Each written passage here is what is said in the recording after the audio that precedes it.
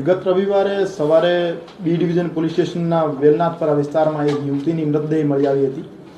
પ્રથમ દ્રષ્ટિએ આ યુવતીના માથામાં ઈજાઓના નિશાન હતા. એના ઉપરથી પ્રથમ દ્રષ્ટિએ એવું લાગતું હતું કે એની હત્યા થયેલી છે.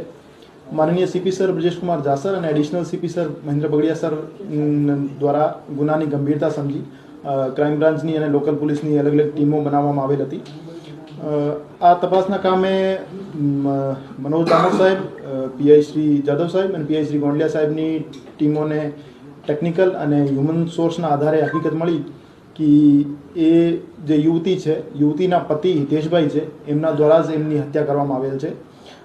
બનાવનું કારણ પૂછપરછ દરમિયાન એવું સામે આવેલ છે કે સ્નેહાબેનના લગ્નના તરત જ પછી એમના વચ્ચે બંને વચ્ચે અમુક વસ્તુઓને નાની નાની બાબતોને લઈને માથાકૂટ ચાલતી હતી અને હિતેશભાઈ એના ઘરકંકાસથી કંટાળી ગયા હતા અને સ્નેહાબેન નાની નાની વાત ઉપર એના ઉપર શંકા કરતા હતા. વારંવાર એમને વિડીયો કોલ કરતા હતા અને એને લોકેશન બાબતે પૂછતા હતા અને પોતાના સાસુ સસરા બાબતે ગાળી ગલોચ કરતા હતા.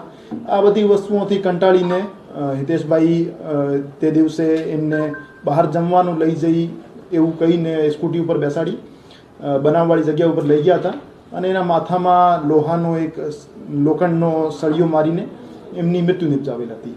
એના માથા ઉપર 3 ઘાવ હતા, એક નાક ઉપર, એક કાન ઉપર અને એક માથાના પાછળના ભાગે. એના કારણે એનું મૃત્યુ નિપજે. પતિ પર શંકા કઈ રીતે ગઈ? કારણ કે જ્યારે એને સ્ટોરી અલગ અલગ બનાવતો હતો. એમના પતિ દ્વારા હત્યાનો બનાવ આપેલો કારિત કર્યા પછી જે મરણ થનાર છે એના ઘરનાઓને સંપર્ક કરવામાં આવેલ હતો કે તમારી બહેન ઘરેથી નીકળી ગઈ છે પાણીપુરી ખાવાનું કહીને અને મળતી નહીં. તો એના પછી આખી રાત એમના સાથે મળીને શોધખોળ પણ કરવામાં આવેલ હતી અને જે એમના પતિ છે એમની સ્કૂટી ઉપર બ્લડના દાગા મળી આવેલ હતા અને એમના કપડા પર હ્યુમન બ્લડના દાગા મળી આવેલ હતા. એના કારણે પ્રથમ દ્રષ્ટિએ એના ઉપર શંકા ગઈ અને પછી પૂછપરછ દરમિયાન એમના દ્વારા કબૂલ કરવામાં આવેલ હતું કે એમના દ્વારા જ હત્યા કારિત કરવામાં આવેલ છે. 3 વર્ષનો લગ્નગાળો છે અને લગ્નગાળાના શરૂઆતથી જ એમના વચ્ચે નાની નાની બાતોને લઈને મનદુખ ચાલતો હતો. સર, આરોપી દ્વારા સમગ્ર પ્લાનિંગ કરવામાં આવ્યું હતું કે મોબાઈલ છે આ બેન ઘરે મૂકીને ગયા હતા, પછી એક આખી મનગઢ સ્ટોરી કરેલી હતી. તો ક્યાંય આરોપી જે છે એને લાંબા સમયથી પ્લાનિંગ કરેલ હોય એવું હજુ સુધી પ્રાથમિક પૂછપરછમાં સામે નહીં આવ્યો.